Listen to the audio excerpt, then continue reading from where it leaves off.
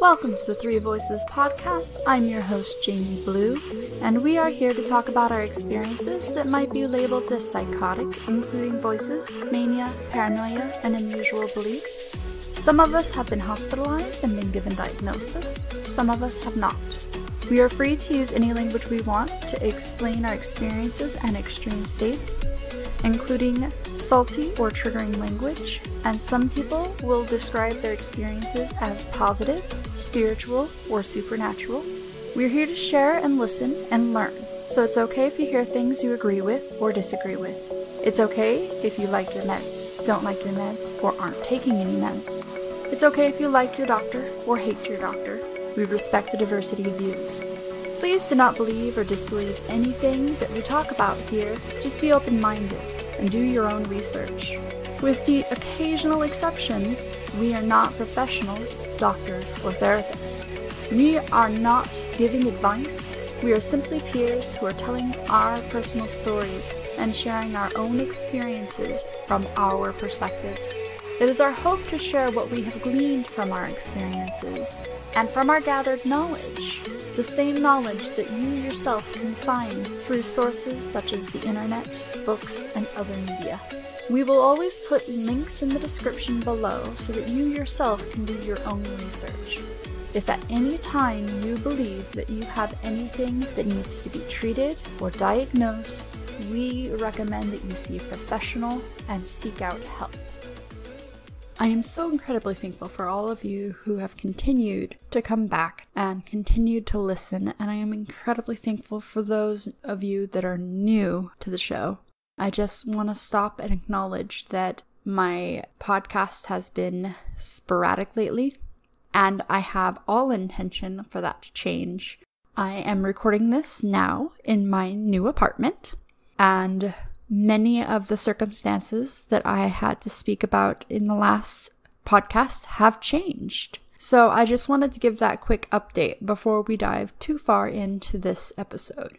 Now, this episode, I had the amazing opportunity to sit down with a quantum therapist.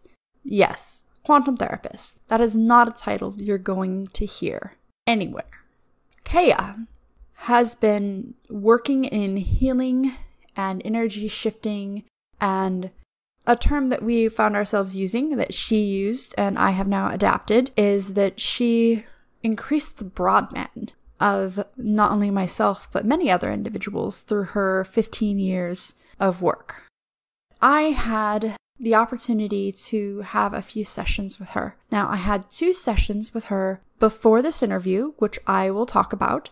But I want to admit out loud now that it took a great deal longer to edit this podcast than I anticipated, because as she states, you, the listener, can receive healing as you listen and as you process. And I got the impact of that while I was editing. So the 2 sessions I had with her corrected my broadband, as it were. It corrected my energy. It made me feel steady in myself and able to take on trauma triggers that I otherwise was not able to deal with. But as I edited this, I found myself processing and finding the roots to things inside myself that I had no idea were there. Those 2 therapy sessions that I did with her one-on-one, one being in person, one being on the phone, and then we did the interview, and then that continued to carry through as I edited this. And the level of breakthrough that I had while editing this knocked my socks off, changed my world, and completely altered the way that I view not only myself, but my current circumstances and my plan moving forward. And I am thrilled that I am able to start developing a team for this podcast. Now, my editing style is going to change because I need to free up my time so that you guys can get content. You're going to be getting a lot of live podcasts coming soon, but more about that after the interview. So please stay tuned after the interview so that you can hear the updates that are coming and the amazing opportunities that I'm being given and that I will be sharing with you.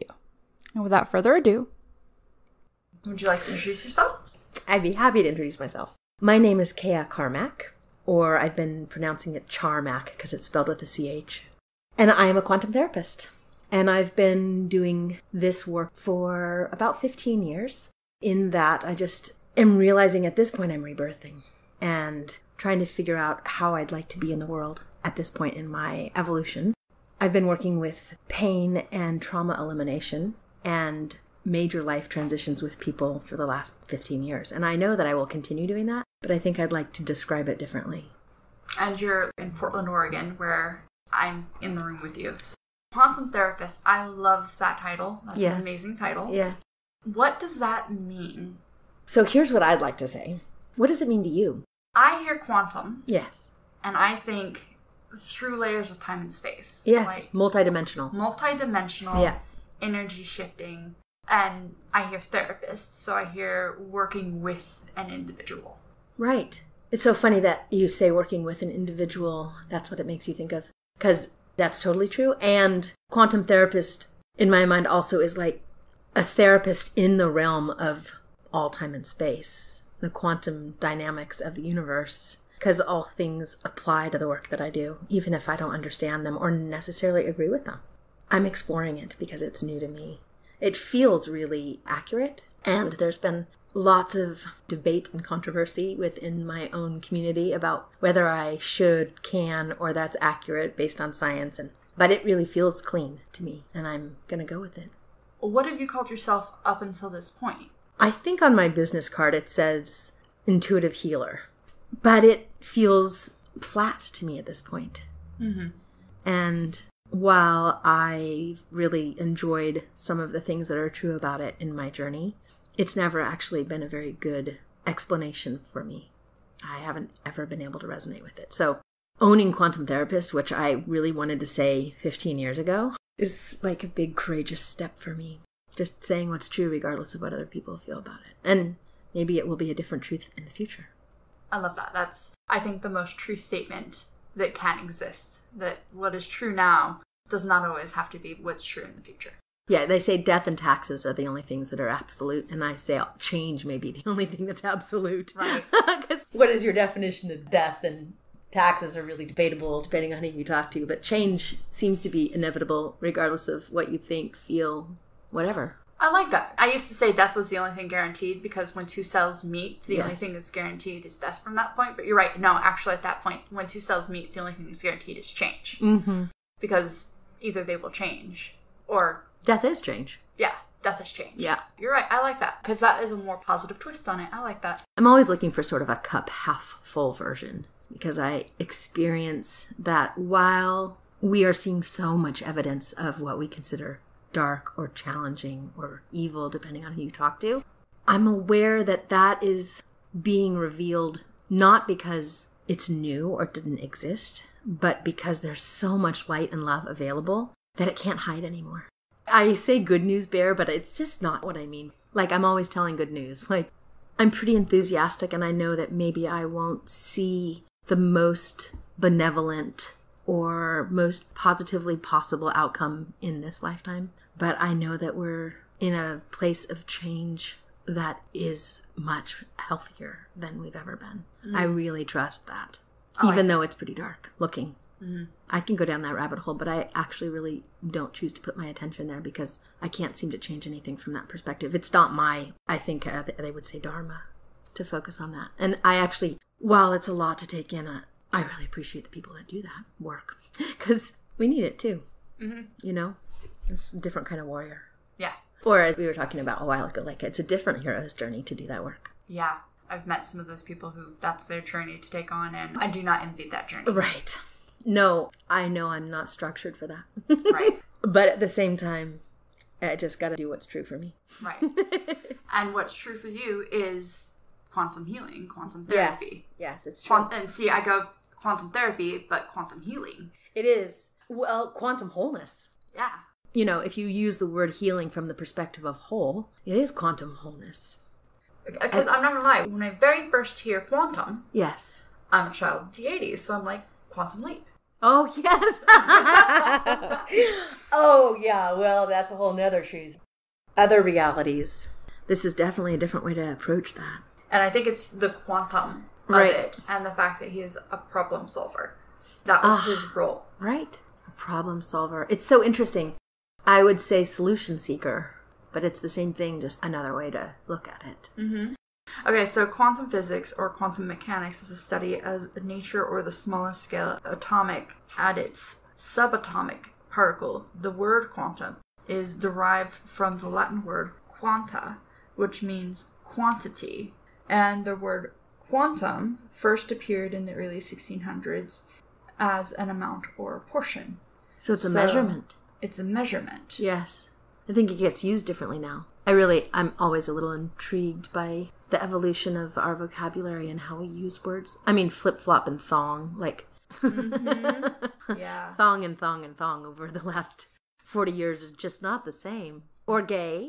Yeah. So, genius. Yes. Genius. A genius is someone who heard voices, who had knowledge given to them externally through voices. They had a genie, a jinn. Yes, yes. So there's so much of that. I am a genius because I have guides, external voices. Right. Because I am diagnosed schizo, I'm a genius. Yes. Technically, every schizoaffective schizophrenic who has a positive experience with their voices is a genius, by the root definition of the word. There's, in that case, many of us are geniuses. Many. And yet many with the term genius applied to them are not. But depends on the definition, right? Right. It depends on who's using the word, who's applying it, because language belongs to the speaker. Right. I feel like that with legal terminology. You know, like I know all the words in the sentence. When you put them together with legal jargon, I'm like, I have no idea what you're trying to say there. I don't know where. Okay. We've gone down that rabbit hole for a moment. It's good, though. Yeah. Roots of language is one of the things that I want to speak about. And we've done some work together, and you were also reading testimonials, I think, made you explore my work differently. Yes. You allowed me to do a couple sessions with you to help me understand. Yes. Because, the idea of intuitive healing and quantum therapy it's abstract. Yeah. And so the concept of we can shift your energy, shift your trauma without having to go into the details. That sounds like a genie. Yeah. Like going into... Genius. Yeah. Let's do that. Right.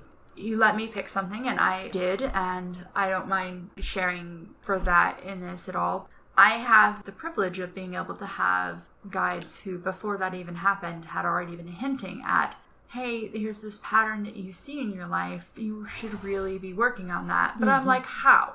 Right. How do I do that? Somebody show me how. Somebody do something, because this is something that started before my existence. This is a family flaw. Heredity. Yeah. And I mean, this is my mother's problem, my sister's problem, my problem. It's been taught to me. It's in my genetic makeup to seek out, not necessarily seek out abuse, but to chase down something that isn't healthy. And so... Non-beneficial. Yeah. Non-symbiosis. Yeah. So, I am 35. Congratulations. Happy birthday. Yeah, I'm cool with that. I'm at a point where I'm okay being 35. So, I'm 35 and I have never dated. I've never had a relationship with somebody who wanted to be in a relationship with me. And that sucks. Yeah. Like, that. Bad place to have been in. Right. Especially since I have kids with these guys. And I'm now going through a divorce. And yeah, he has emotions for me now, 9 years later. We've learned to have emotions. He is helping me with our son. Co-parenting. Yeah, we're co-parenting. He has him some days, I have him some days. And he understands a lot about me. He has helped me in a lot of ways. But no, that relationship was not one he wanted. Like, I had to convince him. And that is a stupid place to be. But that was what I knew. And how do you burrow yourself out of that? Right. Even after all of the coping skills I've had, that I still was my go-to is to target and acquire. Mm-hmm. Why? Mm-hmm. That was what we picked. And no, we did not sit down and have a therapy session about it, which is what every other therapist would do. Every other counselor would do. When I was in college, I just wanted the ADD medicine so I could study. Mm-hmm. And then I wanted to hash it into every single horrifying event that I've ever been through. And I'm like, you don't want to do that. Mm-mm. But we didn't have to do that at all. Mm-hmm. And... You mean you and I? You and I. Right. Did not have to hash into... No, I know that story a little bit. You know that story, well, now Simpler. I'm sharing it with you. And I'm sharing it for the benefit of the audience. Yes. And because of the fact that I can share that and kind of laugh about it. Whereas before I would have cried because it was like painful. Mm-hmm. Immediately after that first session, something that would have triggered me to be incredibly emotional happened. Mm-hmm. And my friend was with me and saw that and was like, Jamie, are you okay? Yeah. And I was like, yeah, I'm fine. Right. It's like, are you sure? Right. Are you like just shutting down on me or something? It's like, no, I'm good. It's fine. Yeah, I think we talked about it as like a bandwidth developer. I mean, I don't really know. I think both things occur from my observation, that people clear off some of their bandwidth so that they have more bandwidth. Mm-hmm. And also their bandwidth is developed so that they have more bandwidth. So it's like, it comes from two different perspectives. Clearing something off and also expanding it. Right. That was my experience talking to you. Like, how are you doing? What's going on with you? You're like, I'm actually way better in such little tiny ways. And this actually is why I ended up calling my business Withinovation. Because those moments when you know that you would have had a really difficult time, or you would have made a choice that you know you would have preferred not to have made, like, oh my gosh, I'm doing the same thing a different day. For me, it's like, oh, I made the choice that I've wanted to make. I've made a different choice. I responded versus reacted. Right. And that is a party. You know, you can be standing there in a crowd of people and know that you just responded versus reacted, and internally be having Withinovation, a standing ovation within, a celebration, knowing like, oh, I've been working on that for years. Yeah. And I've actually just done it. So my brain actually will recognize it now. And I can start developing those neural pathways that will support that more and more and more and more. Yeah. Yeah. And that's such a beautiful experience to now have felt. Because I know what it feels like to have a trigger response. Right. Did you know what that was before? Did you recognize that in the same way before we worked together? Not entirely, no. You and I had the phone call where you invited me to go ahead and come and do the therapies, where I was kind of starting to acknowledge that maybe this was something that I needed to work through. Oh, interesting. So it was good timing. It was very good timing. Unbeknownst to me, this tends to happen often. Right. Funny how the universe works that way sometimes. Ooh, divine order, I would say. Yeah. Or perfect coincidence. Right. So in chaos magic, we like to say that there is no coincidence, only magic. And if you follow that, you see a lot more magic in the world. Oh, absolutely. I like those words. I've never heard those words. What'd you say? Chaos magic. Chaos magic. Yeah, that's fantastic. I love it when we can put really great words together. Yeah, integrate. And that's like, oh, that's a descriptor I've been looking for a very long time. I just spend like half an hour explaining that otherwise. It's beautiful. It's fun. It is. But yeah, the concept of coming to terms with, when you say things in your head, it triggers part of your brain. And when you say things out loud, it triggers a different part of your brain. Right. I was finally coming to terms with something enough to say it out loud. And I didn't have the emotional spoons to go into it. With going through a divorce, I just moved out of my house that I've lived in for years. It's the longest place I've ever lived. In the entirety of my life, I've never lived anywhere more than 2 years, and I've lived in this place for 4. So that is my longest standing place. I am now only have my kid part-time. I'm living in somebody else's house, so I'm houseless. Right. Staying in somebody else's place, and that's its own thing. And so all of my emotional spoons are spent. Bandwidth. Yeah.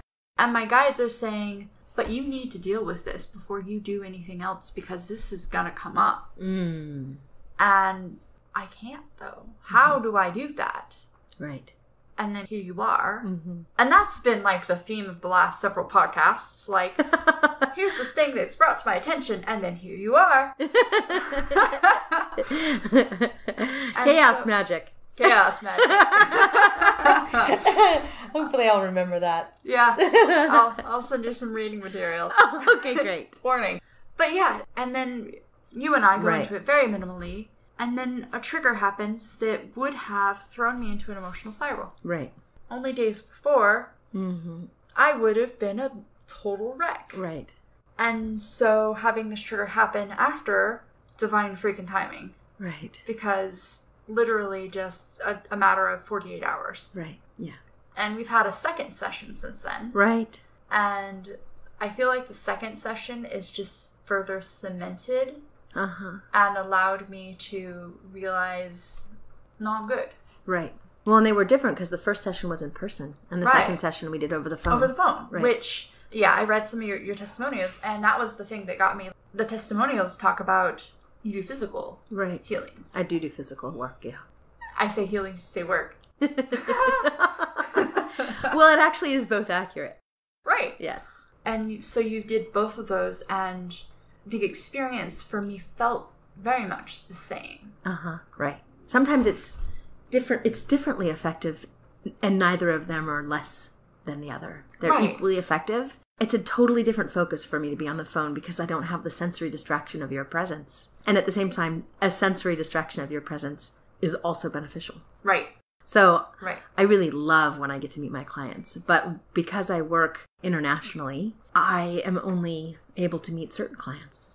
Right. It's sort of new for me to have an office because almost all my business and work was on the phone, or I used to not actually even get to see people.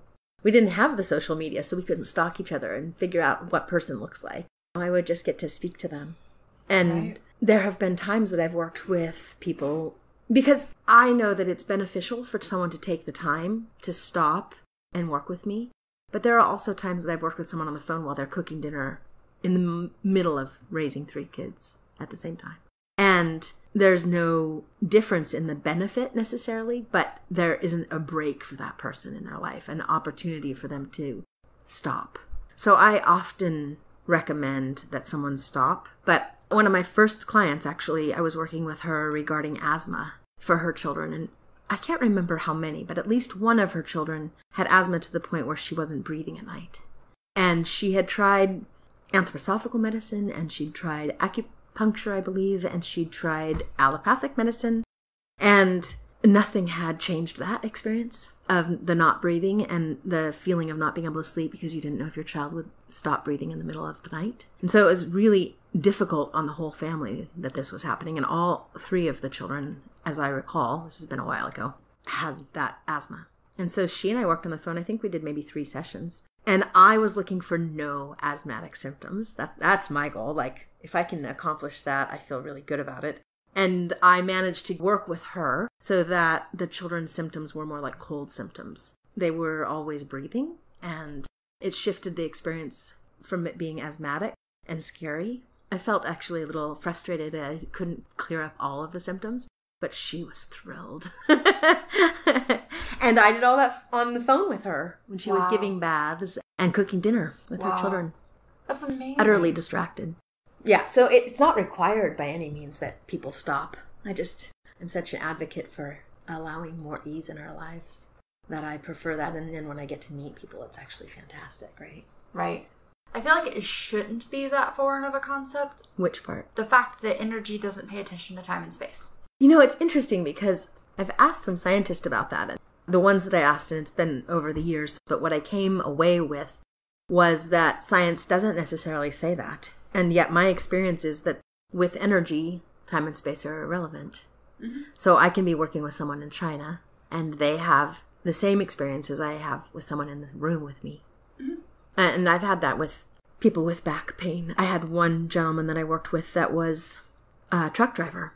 And what I love about that story, actually, is that he's really just mainstream truck driving kind of person. And he had back surgery and was, I think at this point he might have been addicted to pain medication, and the back surgery was not necessarily something he considered successful because of how much pain he was still in afterwards. And after working with me a couple of times, he had, I think, 85 to 90% of his back pain. I don't remember what he said exactly, but he was totally blown away because he hadn't had that much relief in years. Wow. That was all on the phone. I never met him. That's amazing. It's fun. I like this because I get to really be of service to humans that are struggling. When I first got this training, I didn't actually intend to make it a business. I really just wanted this work, this skill really, to support my family. And I couldn't afford to pay for it as much as I wanted it, like every day, right? I wanted everyday access to moving energy on this scale. And so I spent actually quite a bit of money getting trained to do that. It was totally worth it. But my enthusiasm for things that I love made it turn into business because I couldn't help but talk about it.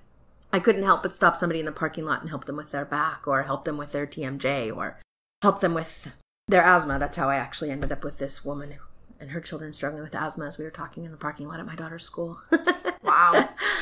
And so I developed this word of mouth business over the years. And at some point, it was during this time, my daughter when she was born, it was around Y2K. And wherever I was at in that, I really had this fear of what was coming with that or what that meant without even understanding it. And then, of course, on New Year's Eve, I should say, I was like, this is actually ridiculous. But there was all of this anticipation of what might have happened. And without me understanding and me being pregnant, I was just very uncomfortable and nervous about it. And going down that rabbit hole led me to all of these things that were really scary about what was happening in the world. And I think 2005, 2008, somewhere in there, I realized that what would make me feel safe is to be off-grid and hiding out in the world. I didn't have the resources to do that the way that I wanted to, so I was going to have to find another way.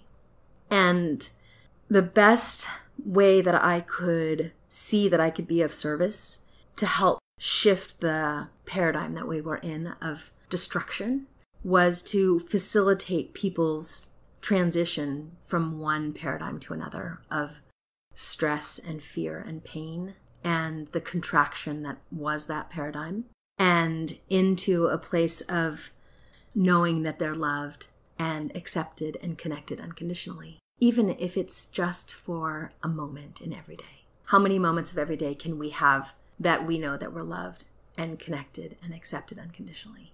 This is what I see as the masters in the world have. The spiritual masters in the world know that they're loved and accepted unconditionally, and they don't operate from a place of lack. And that's an evolution in our consciousness. And I know for myself that I feel blessed to have moments every day of that. If I can have moments every day of that, it's enough to remind me that it's true. Mm. And through the work that I have been trained in and practicing and studying and helping people with, I can help them in that transition.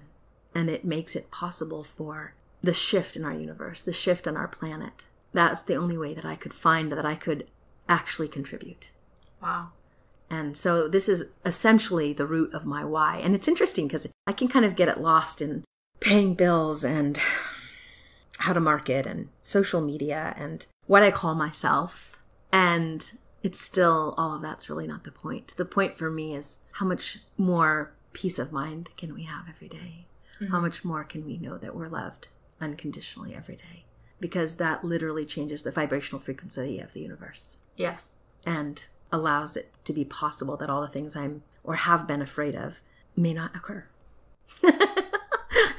So it's really been liberating because I've changed where I put my focus. It's amazing. It's been my sanity in lots of ways. And I'm part of my gift, my superpower, and my biggest challenge is how much I want to help. You can only imagine me as a little child, like that child that you're always trying to find something for them to do because they want to help, and it's not always helpful. Yeah. And I can say that's not very different from my adulthood either. I feel that. I feel that. Let me help you. You don't want help? Oh, well. I would say I would like to lead a horse to water, and if you don't want to drink, even though you said you were thirsty, because let me be clear, you usually had to ask for it, but I will drown you with a hose. And my friends are like, or my husband or my daughter are like, just because I said I wanted it doesn't mean I'm going to do it right this second, or whatever that story is, right? I'm like, what are you talking about? I'm over here at the trough. Let's do this. Yeah. I'm staying with my brother. My brother admittedly will say, I have a hard time waking up in the morning. It's like, I can help with that. No, thank you. He's like, I have 20 alarms. I can get up. It's like, yeah, or I can just sit right next to you in the bed and have a YouTube playing and we can just, I can talk to you until you wake up. And he's like, No. It's like, but you'll wake up? It's like, no. I will hate you if you do it like that. It's like, I'll be the best annoying sister ever. Yes, I'm the best annoying wife ever. It's great. It's great. You know? Oh gosh, talk about a double-edged sword. He got to work on time today.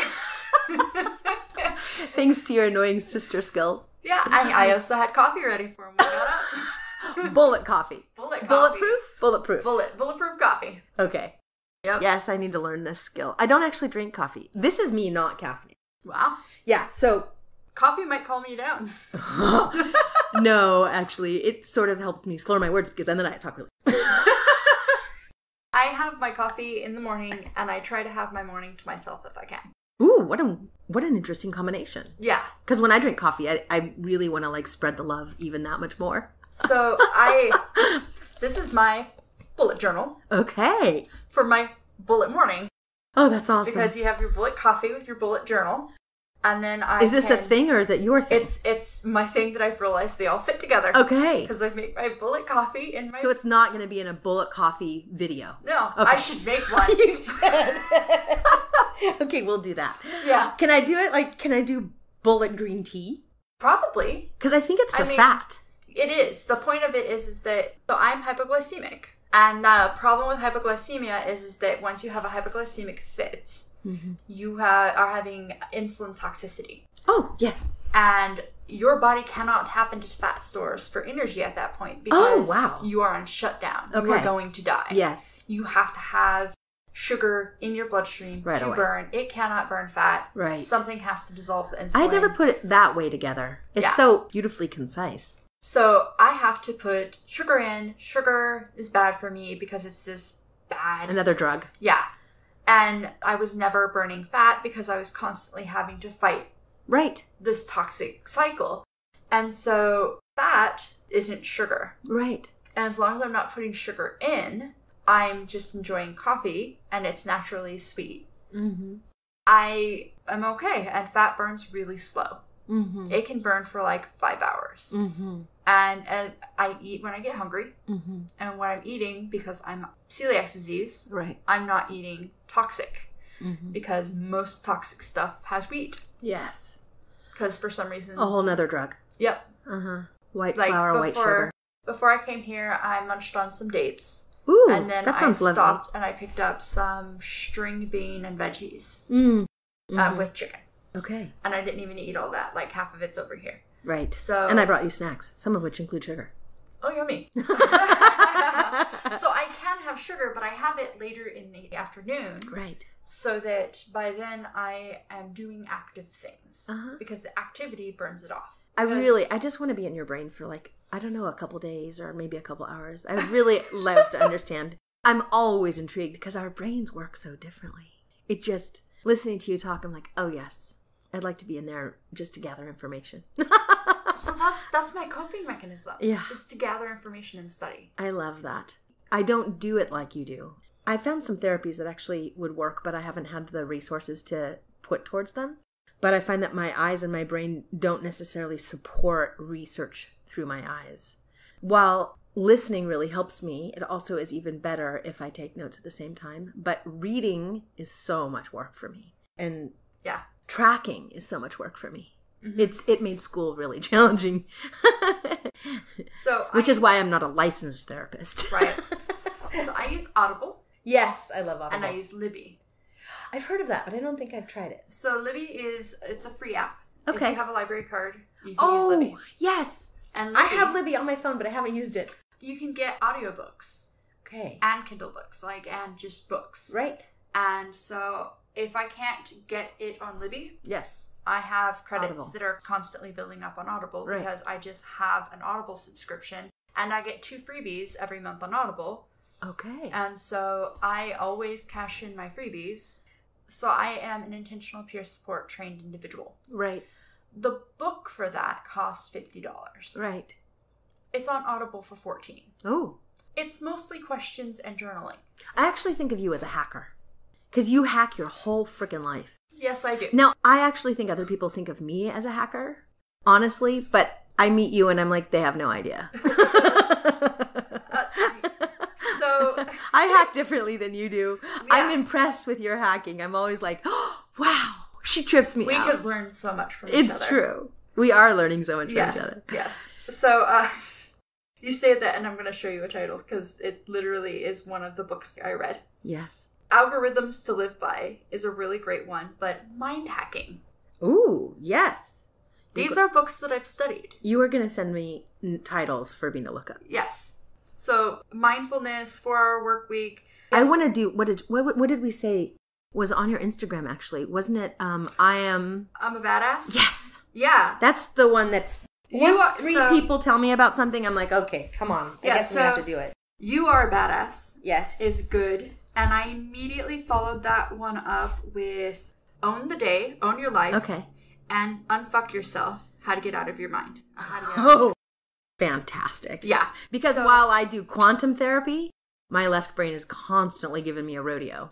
Oh, yeah. And that's what the whole thing is about. It's about your brain is your worst enemy and your best friend. Absolutely. Well, okay, so from my perspective, and I'd be curious to see what this says, I think of our brain as the computer, and what has different names I will call the observer is actually what's in charge. I'm actually often supporting people in shifting this perspective. Okay, so do you understand this observer concept? Probably from your own perspective, Go right? ahead and tell me as if I don't. Okay. For people who don't. Just notice that you're thinking and your thoughts. Can you see your thoughts? Can you observe them like you're listening to a podcast? Mm-hmm.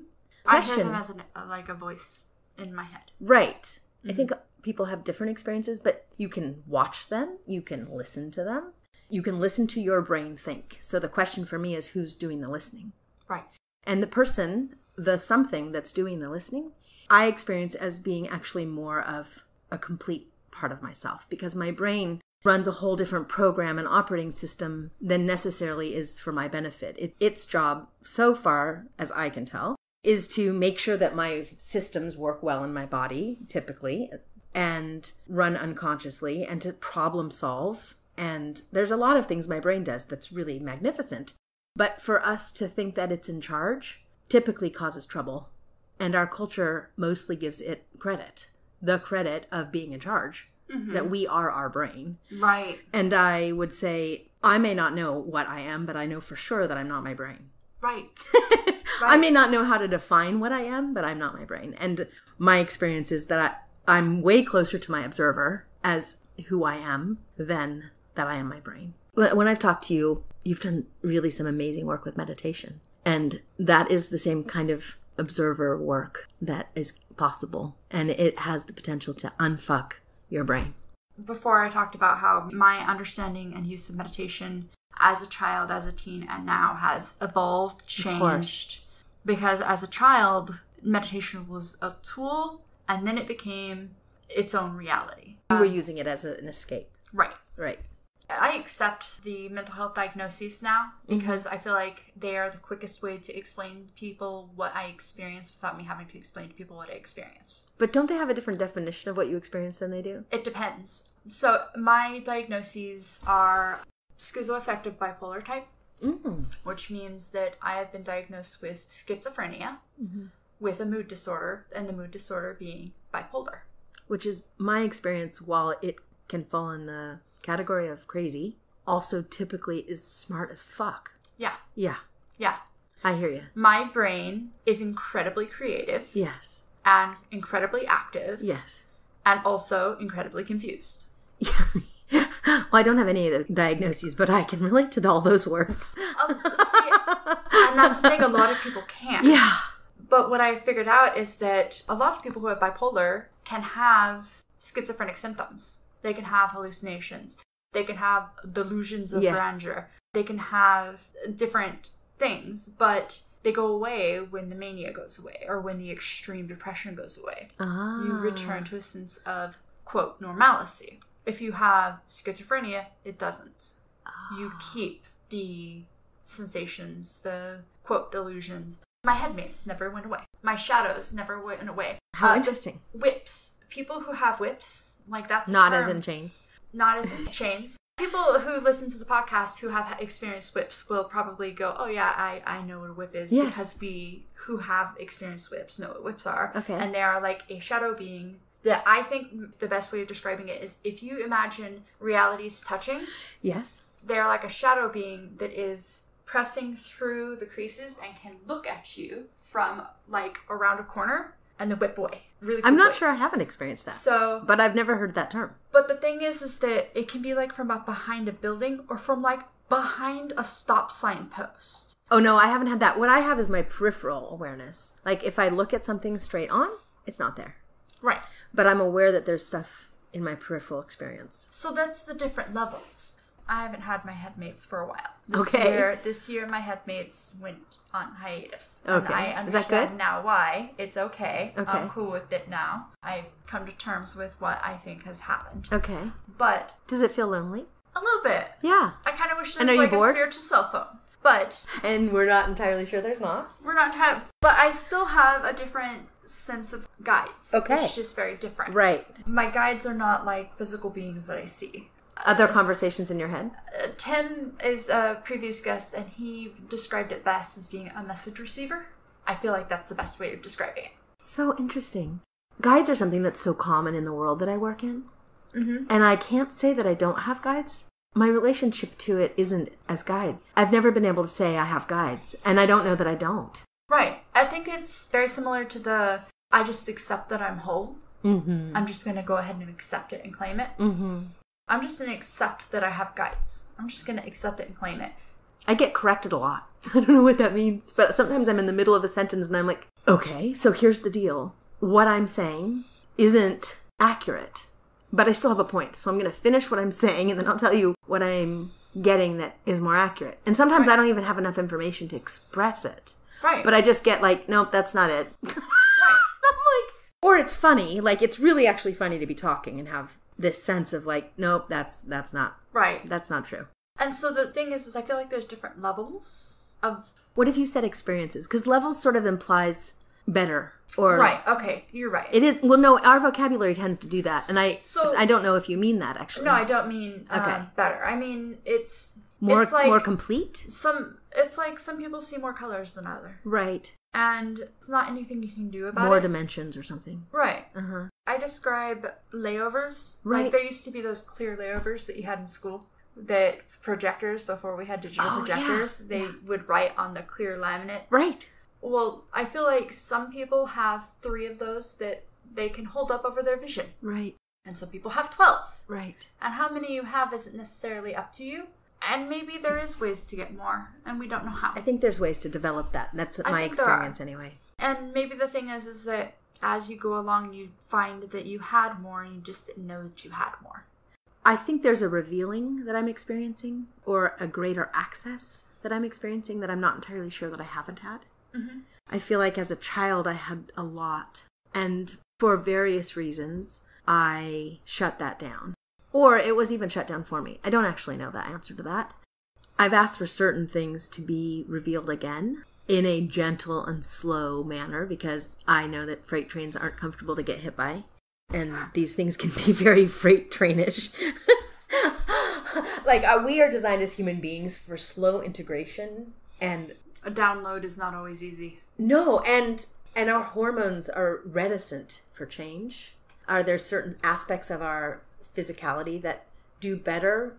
I actually don't see very many exceptions. Some people have different levels of bandwidth or different widths of bandwidth, and so they can do it differently than other people. But I know for myself, and as I work with people, gentle is most consistently the greatest way to affect long-term change. Right. And so I ask often for gentle. So I don't necessarily just experience it as I had this and now I'm getting it back. So I experience that, but I also experience that, for lack of a better term, the veils are thinner. Right. There's more accessible than it used to be. And not just for me. There's more accessible as human beings in their experience on this planet. Right. So lots of people are starting to come out of the woodwork and question their sanity and feel more powerful. It comes up in different ways for different people. I've had clients I've had for a really long time and seen that level up. Just astounding leveling up. I've had my husband for a very long time. And there are things that I say that he just thinks, okay, we're going to go down that. I don't even know where we're going. I don't actually know that he thinks that, but that's the look on his face. And I started using the descriptor of leveling up. And he goes, oh yeah, I know that in a video game. And it sucks sometimes because you don't know what your tools are and you don't know how to use them. And I said, yeah, exactly. And with my clients, I often am way more enthusiastic than they are because I can see the potential that comes out of that. Right. And they're in the transition. Transitions tend to be uncomfortable often. Right. Even if you can be excited. It's like, okay, regroup, level up, regroup. One of the things that I admit is that I live in this world where I use the term level up. Yes. Like, I'm leveling up my life. Mm-hmm. I'm going through this experience where, like, I've told people that I've been all variety of spiritualities and that I think I could have been a happy atheist at one point. Yeah. But that I dabble in this world where I both believe it and don't believe it. Oh, yeah. Because it is so unfathomably bizarre and yet works. Exactly. And it's like fantasy. But or illusion. Yeah. Right. We were talking about this earlier, and I was saying, in the work that I do, I'm not attached to the things that come. So part of what I'm looking for in my work is energetic weaknesses, a place where the energy falls out. And I am not attached to whether that's aliens or past lives or multiple personalities or, I mean, anything really. Ants, apples, oranges, the carpet. Right. The air. It doesn't matter. Some of these things they're more meaningful for different people, but I'm looking for what's energetically weak. So I end up down really interesting pathways. I'm not attached to what that looks like because for me, clearing that weakness and strengthening someone for what their, what would I say, highest good, most benevolent intention is, or where they want to go in their life, or eliminating pain or addressing trauma. I'm not attached to what it is that causes that. Right. For me, it's very often that pain causes illness or pain causes dis-ease. So there's this sense that everything's energy. So how you feel and how you think essentially is slowing down matter. Then there's pain, and then pain manifests something physical. Right. So getting to address pain in its development is great, and it's a totally different relationship to pain because we tend to think that pain comes from an illness or even pain comes from an injury. And my experience is that often there's a pain that will align us energetically with an injury, even if it's not a pain that we have physically yet. And that injury manifests that pain for us. Right. And if that injury, whether it's emotional or psychological or spiritual or physical, it will begin to slow down matter so that we actually develop different steps in this. So it goes to pain into something more tangible. Right. That we would consider a disease. So it's a really completely different approach to pain. And it makes total sense. Even in the ayahuasca episode. Right. They were talking about how the daughter took the microdosing for depression. It worked. Yes. And the husband took it for depression. And it didn't work for the depression. But it fixed other things in his life. Right. And as a consequence, it helps depression. Right. The fixing of the depression happened one way or another. It's just a matter of understanding that there was a cause for the depression here. A different cause. A different cause. Or a different core issue, right. Which meant that the medicine worked on different things to fix the problem. Well, I mean, this is why I'm challenged by standardizing medicine, because there's nothing about us that's standardized. Right. Well, not just that, but if you take one drug and you give it to one person, it's not going to work on you as the way as it is on me. No matter how much you standardize it. Right. Even with nutrition, there are lots of things that are consistent that we can look at. But I mean, this is part of what I love about what I do. Like, I'm never bored. Because while burns or headaches can be associated with anger and are consistently associated with anger, it's something that no matter who I'm working with about having been burned or having headaches, that I always include anger in that. They are still a totally multifaceted human being that even that anger reveals itself differently and has a core source that's completely different than somebody else, which means I'm never bored. And that's very important. Right. And I get to be creative. And I have a whole nother human being in front of me that's magical. And we get to work together with their magic to create or manifest or allow a different experience. I have particularly one client, she sort of started this, but calling me the obstacle remover, because I think one of the biggest reasons that spirituality has come into my practice, because my training doesn't actually include any spirituality necessarily. My training comes from Cam Ewan's work. The most training that I've done comes through someone named Cam Ewan. And his work is definitely Shaolin based. And at the same time, he's a structural engineer and a chiropractor. Oh, wow. So he's very linear in many ways that he approaches this. And I don't know if he's teaching it differently, but when he taught it, when I was taking those classes with him, it was very much about energy, intuition, and strengthening our intuition and believing that we have the ability to move energy, period. And one of the reasons, this is why I can always say that I can go down most rabbit holes with people, because while I have a belief or a faith that there are multi-dimensional beings and there's God, whatever that is that's holy for you, well, I believe that. Part of my belief in that is because I can't quite claim that I, all by myself, can remove your pain. It feels arrogant. Mm-hmm. It feels rooted in insecurity or a place of lack in us human beings, or a place of, what is this sort of grandiose thinking about ourselves? I have to maintain some place in me that's humble. It feels healthier. And so I'm really much happier to give credit. Like, I feel like a conduit. Right. And I have to give credit to something greater than me that connects the two of us, that connects us to each other as human beings. That's where I experience the work from. But I can also say, like, it comes from the holiest place in me, whatever that is that's named for someone else. But that's how I end up with it being a spiritual journey, because I just can't say, well, I can do that. I can eliminate your pain. I can eliminate your depression. I don't know. First of all, I'm not sure I can legally say that. I think I can legally say God's doing it. I don't know. I can facilitate. Yes, help me. Let me facilitate the divine in you eliminating your pain. I like that. Something of that nature. I like that. It's been a journey. It's really been a journey. And a lot of it's been fun. When I was getting my training, it was painful because I had spent so many years attempting to fit my round peg into a square hole. And when I started doing this setting of energy work, it was just a round hole for a round peg. And I felt very discombobulated. I wanted to say disassociated. I'm not entirely sure I didn't disassociate. Like, I was almost a trauma response. Right. Because I didn't even know how to handle that. I'd spent so many years trying to be something I wasn't, so I could fit into something I didn't fit into. And now here was this thing that was presented to me with enough linear reality that my left brain could be like, okay, why not? And was so much in alignment with my right brain that I was excited, like lit up about this. So creative and so expansive and so much possibility. So I can't say it's been fun always, or that the expansion or the development of myself or the awakening to things or the growth has been fun, but it's not been boring. And I've realized that this work sets me on a lifetime journey.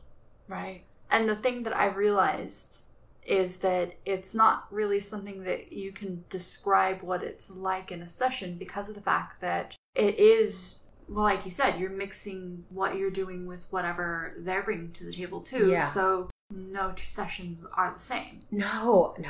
I mean, my training often would make sessions look similar. It means I don't have to talk to a person. I've had people call me with a screaming, crying baby in the background, and I just work until the baby stops crying, and then we find out who the other person is. I've had people text me or email me for assistance without having to speak to them. Or someone who doesn't want to tell me what the secret is that is causing them difficulty or stress. And it's an interesting challenge for people to say, well, what does it look like to work with you? Because one of the reasons I sent you all of those testimonials was because I realized that the session I had with you was so unique that you would think that's what I did. And I can say, it's just what I did with you. Right. So I have a massage table in my office. I have chairs in my office, and there's just enough room to stand up and do a little jig, because sometimes I do that with my clients. And so there's sometimes movement, and it looks like coaching sometimes. And there's the only thing I can say that's consistently true is that I move a shit ton of energy. That's really what I know is true in every session, whether I'm talking or not talking. And I probably only talk because I like to talk to people. Mm-hmm. And I'm so intrigued by human beings. But it's interesting because you and I are the chattiest Kathys this side of Texas, maybe even the other side too. Yeah. And in our session, we got to speechless. Yeah. And we could have been there for I don't know how long. Right. You had to go somewhere, I think. Otherwise, we would have been in like this deep place for a long time. And it felt therapeutic. Yeah. It was amazing. It really was. I feel my body shift. Like, that's one of my things is that... One of your superpowers is an awareness of your body shifting. Yeah. Yeah. Yeah. It's made it so that I don't really like medications because I feel my body changing if I take a Tylenol. So feeling my body become right with itself. You were talking about that. Yeah. Yes. My feeling like my energy and my body were correctly proportioned. Right. And then... Being in alignment. And then feeling like I was lit up. When I opened my eyes, I expected there to be like a video game like gold shimmer. Yes, I know what you mean. Yeah, it was surreal. Video game gold shimmer. I've never been able to explain that. That's a really great way to explain that. And what was it? It was so. It was. I think so you said real. the colors were so much more Yeah, so vibrant. it was. So the way it felt was, it felt like the energy was pulling from each direction, from up from the earth and down from the heavens, and mixing where my solar plex is. Mm-hmm. And which is exactly what I think we are designed to do. Right. Yeah. And it's like, it felt like a yin and a yang hit. And created a different wholeness. Created a gold light. Oh, cool. And it felt I felt like Amazonian energy. Because you were powerful. Right. Yes. And you're not like a petite height. No. I'm not. You have a presence. So I can imagine what that might feel like. So, I mean, I am a petite height. And I feel Amazonian in my power often. But when I hear you say it, I'm like, yeah, my God, you take up the whole room. It was great. It was, but before that, because of all of this crap that's going on, and because I hadn't been able to really process anything, and I'm not in my safe zone, like the way I've been describing it is like literally, I had a acupuncture session where I had to have her stop and just leave me alone in the room to just cry because I felt like the weight of a hippopotamus on the frame of a stick bug. Yeah. I felt like I was being crushed, like I was brittle. And I kept tapping my fingers to my thumbs and counting and waiting. And it's not like saying it's a drug, it'll wear off. Because it's not. It's me. It's an experience It's an experience I'm having because I'm denying myself my ability to process my emotions. And my emotions are demanding to be felt. And I'm not doing it. And so they are pumping themselves into me in any way my brain is going to feel it. And this was the first time that things felt right. So it's interesting because like you just explained, probably you could say a lot more about that, but you just explained what it feels like or even what the chemistry might be like. And for me, I would say it's an out of balance experience. And you came into a greater sense of homeostasis. Right. Which I would call... And I've been saying sort of my mission is a peace of mind. Right. You have a peace of mind and a bandwidth that allows for peace of mind and being able to function in the world without such a level of overwhelm. Right. Yeah. Right. So, I get a lot of clients that are like, I'm just overwhelmed. Okay. So let's get you back in your body. Right. Do you know how many people don't actually know how to be in their body? Right. It's a big deal. It is. Being in your body and being grounded, like they're actually different from my experience. Right. And I spent most of my life not all the way in my body. I spent most of my life kind of hovering around. I'm pretty sure all of high school, I observed my life from above. Mm-hmm. Which I really understand because it was very uncomfortable. Being in high school was very uncomfortable. Being at that place in my life was very uncomfortable. So realigning our cellular system to be able to take us back all the way in, clearing out and defragging and rebooting our system to allow us to be in, and then essentially developing the neural pathways so that it can become the habit and our new normal. That's a big deal. And what I discovered when I started being in my body, which I still have to choose often, is that it's like committing to a project. You know, when you're sort of half-assing it, that half-ass, it doesn't produce the same thing. And when you actually commit to that project, almost anything's possible.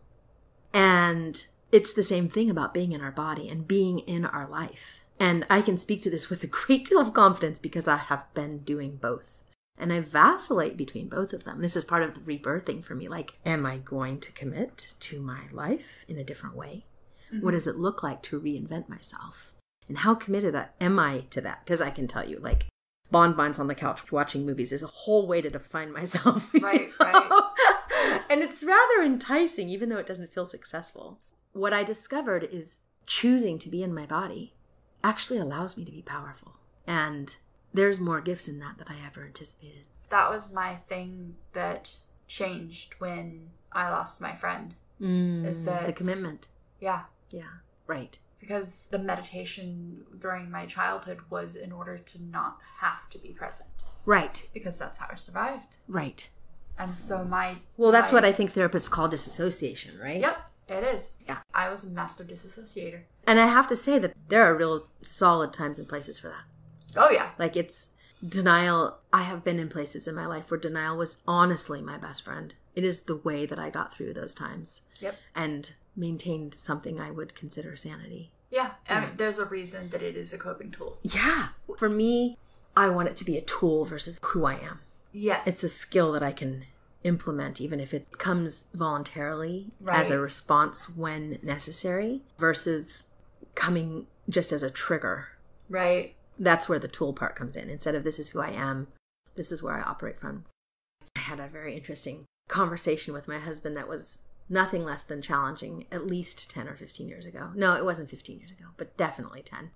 Where I said I could get the dictionary out because there's such a huge difference between response and reaction. Until we had that conversation, I'm not sure he had actually wrapped his brain around the fact that you had a choice, first of all. And second of all, that there was a huge difference. And I know that that's been like a course-altering conversation. To some extent, because I had to stand so clearly behind it, it solidified it in me. And because it was presented in such a challenging situation, it really was a mind bender for my husband.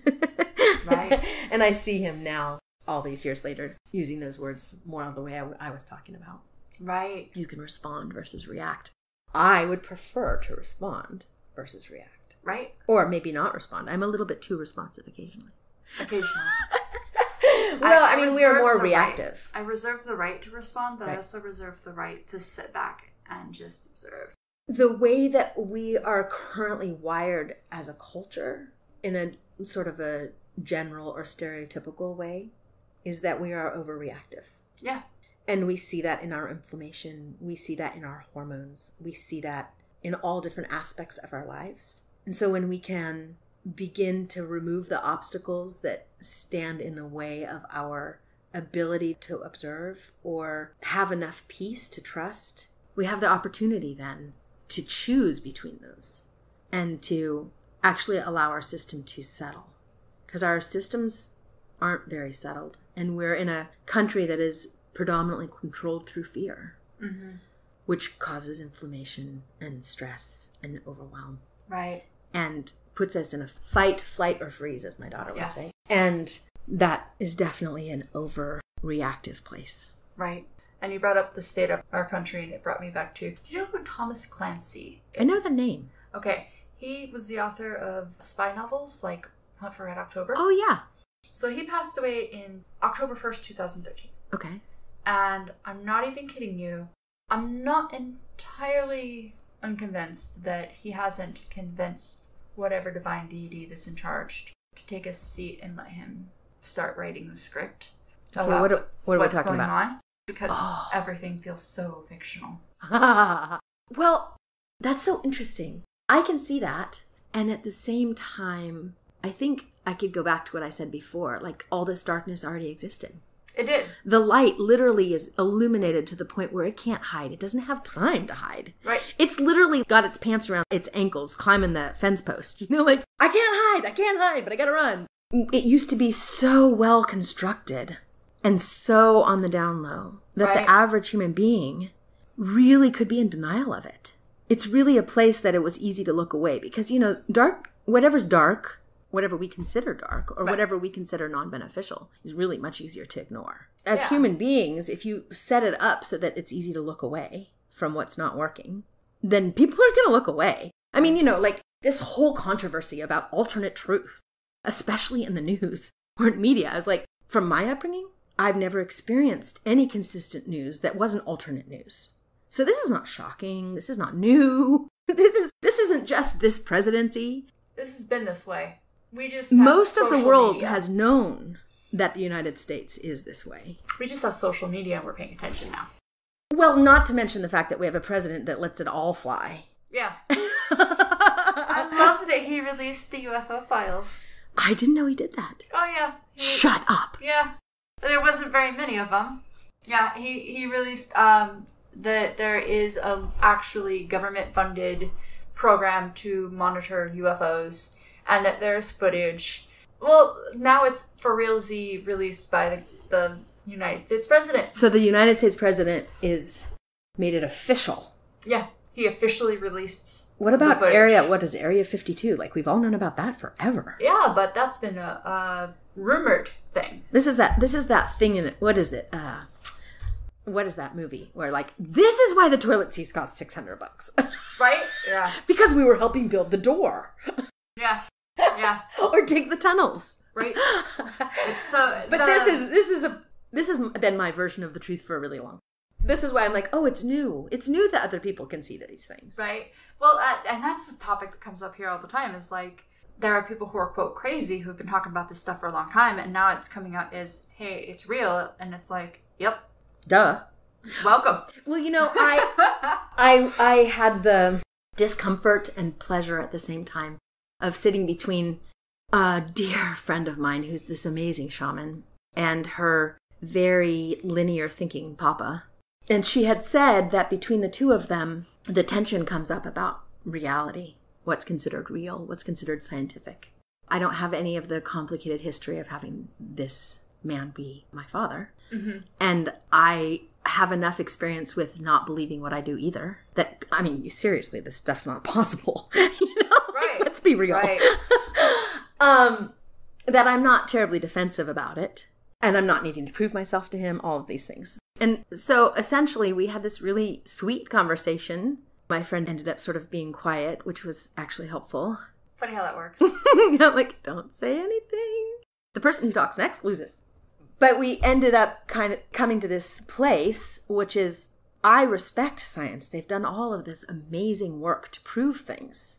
And the difference between what your daughter's doing as a shaman and what you respect as science is that science hasn't necessarily caught up with the shamanic truths. We don't even know what's true there. We just don't have any evidence that it's true. Right. And so science, while I don't even know that science is quote unquote accurate, we prove things that we expect potentially to be true, and we prove things from our perspective often versus the truth, like the truth of what is created on this earth and the perspective of whatever created us on this earth. I don't even know what all that means necessarily. Is that I can say in all humility, I have no idea how this works. Like, as a human being, I just spend an inordinate amount of time explaining shit to myself and knowing beyond a shadow of a doubt that I have no idea what it is or what it means or if I'm accurate. All I have is my own experience to reflect on, my own observations to reflect on. So when I'm working with someone in a session, they'll talk to me about their experience. And since I'm looking for energetic weaknesses, their experience isn't the issue. There's a whole nother energetic truth that if I clear that up, that story doesn't hold any water anymore because there's no energetic weakness for them about it. It doesn't trigger them. It doesn't challenge them. It has the potential to become something they're neutral to. Right. It's a really interesting thing to watch people be able to change their truth. because their experience is so different. I'm okay. Can you imagine? Just this really solid faith in whatever is really difficult to say that I'm okay.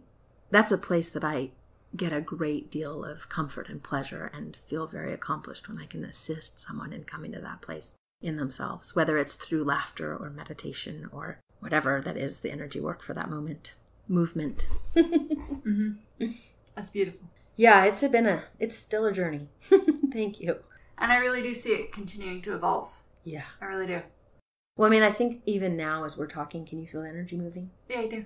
And it's possible that the people listening to this, if the words that I use often are, I reapply those corrections, or I apply those corrections to me, or I apply that energy work to me. If anything that we've talked about on this podcast resonates with anyone that's listening, they can apply that energy work to them and receive the benefits of that, which I find lovely. Mm-hmm. Let's make this as easy as possible. Thank you. Right. And I am not a person that necessarily makes shit easy. I mean, I do for my clients, but for myself, the struggle is real. Indeed. I find that's the truth. I can help others. Yeah. But helping myself, that's where it gets hard. Well, I mean, it's not that I can't help myself. Yeah, it's an interesting place. I mean, one of the reasons I'm good at what I do is because the struggle is so real. Mm-hmm. I developed, unbeknownst to me, I developed a reputation within some of my training that people could tell me anything because of this sort of, I think that part of it is because the struggle is so real for me. I have struggled so much in my own head and in my own life. Uh-huh. And, you know, that's not necessarily to compare it to anyone else, but the struggle's been real for me. Right. And so when someone says, my vagina itches, or when somebody says, I'm scared of aliens, or when somebody says, I've had back problems for my whole life, I can go, yeah, that sounds like a really serious pain in the ass. Like, I have compassion for you. Let's see what we can do to fix that. Non-judgmental. I feel so judgmental in my life, and I get constantly reflected back to me in my work that I'm not. And that's really just a sweet compliment. I really love people. I really love people. And so for me to be able to do what I feel like is a gift for me in the world and have reflected back to me that I'm not judging people in their struggle feels really sweet. Do we want to hint at our future hopes and dreams for working together? I know that I already plan on trying to get YouTube Live involved. Oh, yeah. And trying to get a date planned so that people can be involved in a live recording. Right. We could do this kind of work live. Yes. Yeah. And yeah, of course. Do we want to give a hint to that now? I think we're doing that. I think we're doing that. We have a desire to create that together. I just don't know when it will happen. Right. So in the future... We'd like to know if other people would like that to happen. So yeah. Can people put comments? Yes, people can comment below. You're willing to come back and do live energy sessions with listeners. Yes. And we can do that via Twitch or YouTube or Discord. And I can set up a future date to make that happen. Mm-hmm. Hopefully sooner rather than later. Yes. I'm excited for that. I really am. And the idea of being able to have a live interaction is something that I'm really hoping. It sounds sweet, right? Yeah. I'm really hoping to go that direction. Well, I know through experience that I can not only work with individuals in the way that you're talking about, I can also work with a great deal of people at once. Like, there's not really a limit. So, yeah, I just would invite people to recognize that we can have thousands of people watching and listening, and some of which are participating, and everyone can receive the benefit. And everyone will receive it differently, and it will address different things for them. But it's that energy moving for our greatest good is available to everyone. Fantastic. Yeah. I'm excited for that. I really am. Me too. It's fun. I have never done it this way recorded online. I have some intentions to do that on my group on Facebook. I think that might be in our future, my future. Anyone who shows up there is future. And I've done it in small groups in person. Give talks at Metaphysical Fair. It's really fun. The ability to positively support the benevolence of each individual on a much larger scale makes me just happy. And I can really feel, as I rise above my nerves, that I can be inspired and guided in those moments more than I've ever experienced before. Yes, it's fun. I know that the last one that I got to go to, there was the panel beforehand, and I got to see you interacting with the other practitioners up there, and that was amazing. The fact that you guys were all intermingling, it was unreal to have just somebody say, I'm here, I don't believe any of this, I got drugged here by my friend, what do you got for me? And each of you being on the same exact vein, like, this is what I'm getting, this is what I'm hearing, this is what I have for you. You were saying things that did not make sense to anybody but her. Mm-hmm. And she was crying by the end of it, and laughing, and you know it resonated. And you were perfectly in sync with what the other intuitive psychics... That panel shifts a lot, and when we are in sync, it's just sweet like nectar. It's so... I mean, I don't know what everyone else is experiencing, but it's really a lot of fun for me, you know? It was amazing to watch. Yeah. Yeah, it was very rewarding. I love it when the panel's all in... Like, there's this sense of respect between all of us. Right. Versus a sort of an energy of competition or whatever. That exists between all of us metaphysical people. And it's lovely when it's not there, when it's not the prevailing, predominant factor. Right. Most of my clients are not people that believe in what I do. Right. Most of my clients are people that are just done with their experience and haven't found anyone else that can help them change their experience and don't give a shit how they do it. They would prefer it to be legal, and they don't want to be addicts. I mean, there's these other roads they could take, but they're looking for something with integrity to alter their experience. Right. Right. And they end up in my office or on the phone with me going, I don't actually care. Let's just do this. You're not asking for them to believe in any mumbo jumbo. No. You're not doing voodoo. Well, I mean, it depends on someone's definition, right? That's true. I mean, you know. There's no chickens here. Okay, that's true. I'm not slaughtering anything. I'm not doing that kind of... It's true, I'm really not doing that kind of magic. That's absolutely true. But, voodoo gets used loosely. I have a very challenging time with descriptors because things mean different things to different people. Am I psychic? Probably. Am I a medium? I haven't really developed that skill, but are you still, channeling? Spirits show up a lot. Am I channeling? I've learned that I definitely channel. But by whose definition? Right. Do I have the clairs? Yep, I have all the clairs. But I don't actually like to advertise from that perspective very much. I don't want to wrestle with people's definitions of those things. I'd rather use something that people haven't defined yet a little bit, or that there's a conversation around. Quantum therapy. Exactly. Yeah, it's a very interesting journey to try to figure that out. People claim a lot of things. I don't want to claim. I've done Reiki training. I don't want to claim that. I've done different kinds of training. I don't really want to claim that. What I want to claim is, if you want something to change in your life, I'm really happy to see where and how I can facilitate that. And I have a really solid track record. Let's do that. And you go ahead and define it for you. And that's amazing. And for me personally, inside myself, I'm a conduit. And I have a very strong alignment with a frequency that I would call light. And that's my commitment. My commitment is to that. My commitment is to being of service from that frequency. Because the only place I've ever really said no very clearly is to something that would not be that frequency. Even sometimes in my clients. I've had clients come to me and I'm like, this is not a place I'm willing to work with. You want to believe that, you want to be in alignment with that, then you're going to have to find a different practitioner. That doesn't happen often because I'm lucky enough to have whatever kind of filtration, unconscious filtration system that I provide. People don't come to me unless we're in alignment, which is fantastic. It's beautiful. I really am lucky enough to have some of the most incredible human beings as my clients. I'm really humbled. I'm so humbled and honored to work with these people.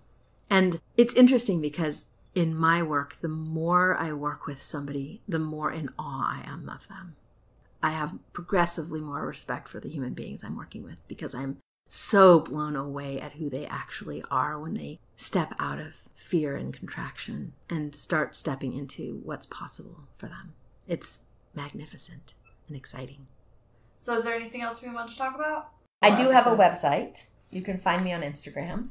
I think from the podcasts I've seen of yours, or I should say I've listened to some of the podcasts, but also you have all this information underneath those podcasts. So you can add links there. I'm on Instagram, which I'm learning. I don't It's not terribly informative. It's kind of pretty. Facebook's a little more informative. And then I have a website that my dear, sweet brother put together for me. You're in Portland? I am. And you do go to metaphysical fairs? I do. I will be, shall I tell you some of the ones I know I'll be at? Yes. All of the ones that Lorelei do in Salem, Eugene, and Portland, I attend those. She does them also in Seattle, and I haven't been able to make those. I will also be in Yachats the first weekend of August. And Ocean Shores, one of the other weekends in August. There's a really large, well-established metaphysical fair in Ocean Shores, Washington. And it's really like the least expensive and the most tangible way to see me. And metaphysical fairs, they really provide an opportunity for everyone to have their needs met differently. There are all kinds of different healers that offer all kinds of different things, and really like way more readers. So if you just want something as simple as information, there's a lot of access to that. I'm pleased that I get to watch people come in and be met where they're at. You inspire me. You really do. Thank you. You inspire me as well. So we have a lot of plans for the future. Yeah, thank you. Yes, thank you. I'm honored. I don't know how to express this like deep gratitude and respect and appreciation I have for being in alignment with this kind of thing. And with people like you, who are sort of sleepers still. I'm like, oh, I see you. Ha. Thank you. Thank you. And we definitely covered a lot in this episode. I feel like you guys got the opportunity to set in on sort of a therapy session for me, and I'm okay with that. But we also talked about different books and spiritual topics, philosophy, and many beautiful topics, and I really enjoy this opportunity to go deeper, and I hope to be able to do this more. I invite you to dive deep with us. Few things. There is now a Facebook conversation space where we can come together and we can dive deep. We can enjoy these conversations together. I will put the link in the description. You're going to find links to the books we talked about. And if it's not all there, then come back later, because that means that I am still doing research to make sure to find accurate information for you.